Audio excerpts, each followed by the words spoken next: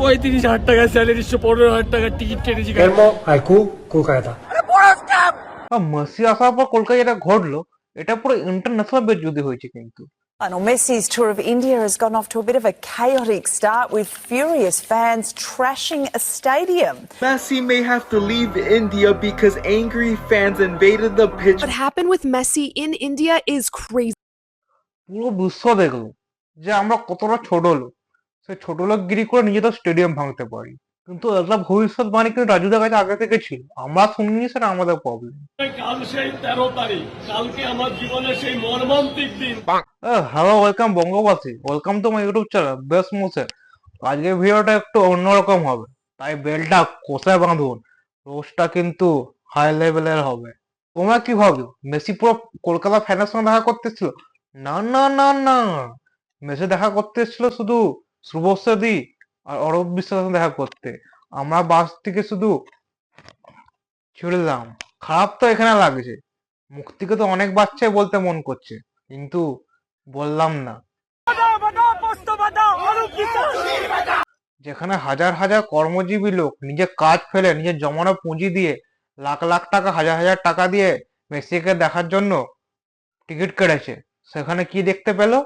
শুধু মেসির ছায়াটুকু দেখতে পেল না। অরূপ বিশ্বাস আর শুভশ্রী দিক শুভশ্রীকে দেখেছি 12,000 টাকায়।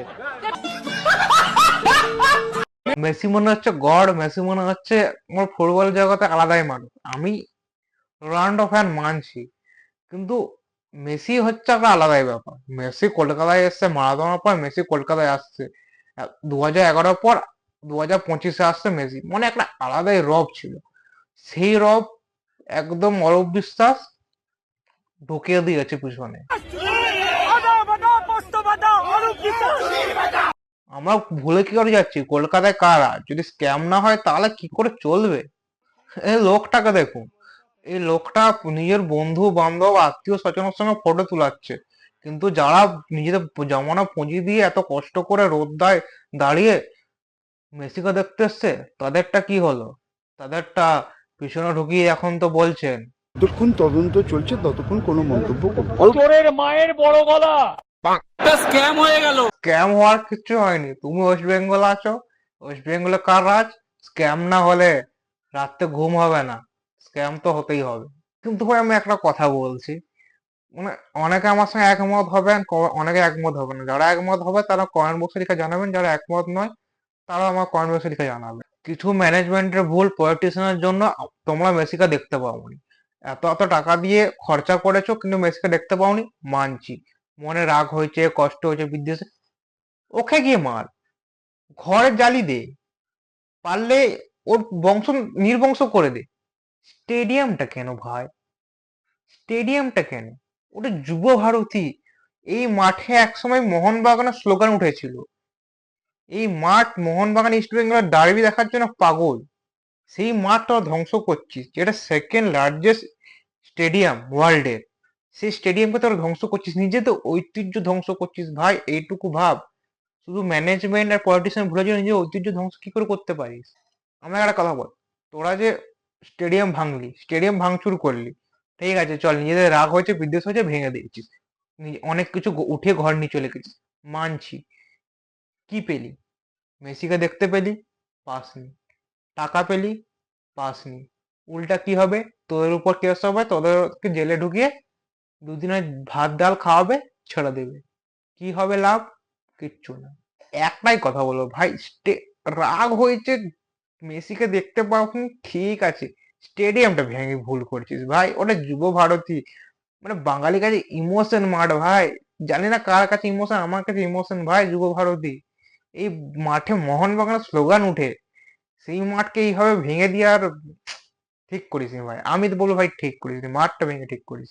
যেহেতু এত বড় একটা মানুষকে কি পটা তার খাওয়ানো যায় না? তো সব থেকে বড় কথা হচ্ছে, তুমি যত বড় নেতা বা মন্ত্রী যাই হও না কেন, তোমাকে পকেটে যত টাকা থাক না কেন, তোমাকে 30 টাকার পরোটা বেচতে হবে। 30 টাকার পরোটা না বেচলে তুমি কিন্তু ওই সময় দেখা করতে পারবে না। এটা একদম সিধা বুঝিয়ে দিয়েছে রাজুদা। যেহেতু এত বড় একটা মানুষকে কি পটা তার খাওয়ানো যায় না?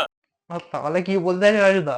তোমার পরোটা বড় লোকরা খায় না, আমাদের মতো ছোট লোকরা খায় নাকি? মানে ব্লগারদের তুমি একদম সেটা ভেঙে দিলে একটা কথাতেই। সেই পক্ষীরা, সেই যে কালো পক্ষীরা এই হাত দিয়ে পরোটা খাইছিলে নাকি? সেই জন্য মেসি পালিয়েছে মাঠ ছেড়ে। তোমরা কি করছো গুরু? এদিকে দেখো রাজু পরোটা বেঁচে মেসির সঙ্গে ছবি তুলছে, রাসেল ভাবির সঙ্গে ছবি তুলছে, কত বড় বড় কাজ করছে, সিনেমা ফিনেমা করে নিচ্ছে, সিরিয়াল করে নিচ্ছে। আর তোমরা দিনভর বই করে ইউটিউব করে কি করছো? কিছু করতে হবে না, চলো সবাই মিলে পরোটা বেচে কাজে দিবে। তো সবথেকে বড় কথা হচ্ছে যে মেসি এরপরে গেছিল হায়দ্রাবাদ, কিন্তু হায়দ্রাবাদে দেখো কোনো বাওয়াল হয়েছে? কোনো বাওয়াল হয়নি। মেসি সুস্থ ভাবে গেছে, সুস্থ ভাবে এসছে, লোকও সুস্থ ভাবে দেখেছে। এটা বলে ম্যানেজমেন্ট। গাধার। কিন্তু তোমরা কি জানো মেসি 2011 সালে এসেছিল?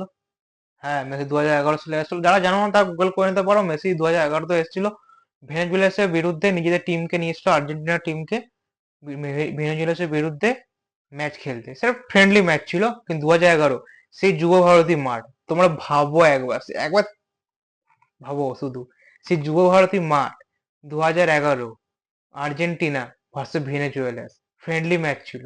আর সেই যুব ভারতী মাঠ তোমরা আজ কি করেছো? ধ্বংসের পথে এগিয়ে দিয়েছো।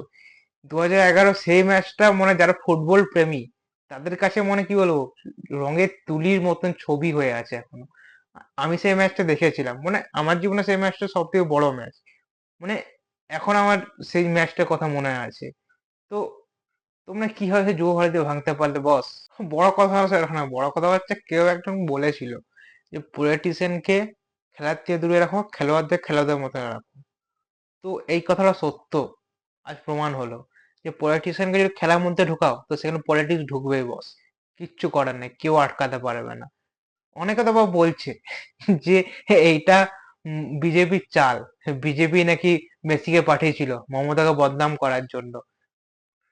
মানে কি বলবো, মানে মানুষ কি লেভেলের হতে পারে যে একটা মেসি এসছে, সেই মেসিকে নিয়ে পলিটিক্স, পার্টি, মানে মানে মেসি জীবনের ভারতে পা রাখবে না এইসব কাণ্ডের জন্য। ঠিক আছে, এরপরে মনে হয় বিদেশে যদি কোনো প্লেয়ারকে ডাকা হয় না ভারতে যে এসে উদ্বোধন ম্যাচ খেলে যান বা সেরিমনি করে যান, জীবনে পা রাখবে। কিন্তু আমার একদম কথা বলা আছে, জানি তোমরা একমত নাও হতে পারো, কিন্তু আমি এই মতামতের সঙ্গে আছি। যেখানে আমাদের ভারতের ফুটবল টিম 150 র্যাঙ্কিং নেমে গেছে, সেখানে 150 কোটি টাকা দিয়ে মেসি মূর্তি বানানোর কোনো দরকার ছিল না বস। সেইখানে যদি 150 কোটি টাকা আমাদের ইন্ডিয়ান ফুটবলের উপর খরচা করা হতো না, তাহলে Indian football FIFA world cup খেলতো, হতে পারে ওয়ার্ল্ড কাপ নিয়েও আসতো, আরো ভালো ম্যানেজমেন্ট তৈরি হতো। কিন্তু না, মেসি আসে মূর্তি বানাতে হবে, ওই মূর্তি বেচে খেতে হবে, কিছুদিন পর দেখতে পাবে। সত্যি দেখা তো মনে হচ্ছে না মেসি মূর্তি, আধা রাজুদা কাজুদা ঋত্বিক রোশন মিলিয়ে কিছু একটা বানিয়েছে। কিন্তু বলছি, কাকপক্ষীদের থেকে একটু দূরে। কাকপক্ষীরা কিন্তু সকালবেলা দিনভর ওরা মানে না, ওরা যখন তখন পিচ ম্যাচ দিয়ে দেয়। যেখানে 50 লাখ টাকা লোন নিয়ে বিদেশে যাচ্ছে ফুটবল খেলতে, সেখানে চ্যাম্পিয়ন হয়ে আসছে, তারপরেও তাকে কোনো সম্মান দেওয়া হচ্ছে না। সেই জায়গায় মেসি আসার জন্য, মেসি কত 10 লাখ টাকা পার্সোনাল দেখার জন্য। বলছি 10 লাখ টাকা ওই বাচ্চা ছেলেদের জন্য খরচা করলে 50 লাখ টাকা লোনটা নিতে হতো না। ফুটবল ফেডারেশন আর অনেক দূরে এগিয়ে যেত। পলিটিশিয়ানকে খেলার থেকে দূরেই রাখুন। সবচেয়ে বড় কথা হচ্ছে মেসির নাম করে কেউ লুটুক না লুটুক, হকার বালাগুলো ভালো লুটেছে ভাই। 20 টাকা জলের দাম 200 টাকা দিতে হবে। তুমি ভিডিও করে দেখাও বা যাই করে দেখাও, তোমাকে 200 টাকা দিতে হবে। মানে মেসি সবাই মন খুলে লুটেছে ভাই। একটা কথা, যদি যে টাকা দিয়ে মেসি কিনেছো ভালো কথা, 150 কোটি টাকা দিয়ে মূর্তি বানিয়েছো ভালো কথা, 10 লাখ টাকা মেসি পার্সোনাল খরচা রেখেছিলেন ভালো কথা। কিন্তু যদি ইন্ডিয়ান ফুটবলের পিছনে এত টাকা খরচা করতেন, তাহলে সুনীল শেট্টি আর বাকি ফুটবলারদের সোশ্যাল মিডিয়ায় এসে হাত জোড় করতে হতো না, তাকে হাত জোড় করে বলতে হতো না যে আমাদের এসে সাপোর্ট করুন, আমাদের খেলা দেখুন, বা মাঠে হাত জোড় করে তাদেরকে মাথা নোয়াতে হতো না। তারাও ইন্ডিয়ান প্লেয়ার, তারাও ইন্ডিয়ার হয়েই খেলে। কিন্তু অন্য কোনো দেশ বলতে পারবে না। আমরা কলকাতা একটা কথা বলতে পারি, মেসি মারাদোনা দুজনকে একসাথে দেখেছে। 2008-এ মারাদোনাকে, 2011 আর 25-এ মেসিকে। হ্যাঁ, কলকাতা দেখতে পাইনি সেটা আলাদা ব্যাপার, হায়দ্রাবাদ বোম্বাই এরা তো দেখেছে, পা তো পড়েছে ভারত। ভিডিওটা এই পর্যন্ত রাখলাম। তুমি যদি মেসি ফ্যান বা মারাদোনা ফ্যান হয়ে থাকো সেটাকে কমেন্ট বক্সে জানাতে ভুলবেন না। আর তোমার যদি ফুটবল প্রেমী হয়ে থাকো তো ভিডিওটা বেশি বেশি করে শেয়ার করো। আর তোমাদের মতামত কি সেটি কমেন্ট বক্সে লিখে জানাতে ভুলবেন না। আর বেস্ট পার্ট কোনটা সেটি কমেন্ট বক্সে লিখে জানাতে ভুলবেন না কিন্তু। চলুন দেখা হবে ঠিক বৃহস্পতিবার শনিবার ঠিক রাত 9টায়। ততদিন ভালো থাকুন, সুখে থাকুন, বেশ পছন্দ শুনতে থাকুন। টু তোমার চোখে জোছনা ঝরে স্বপ্নের আসর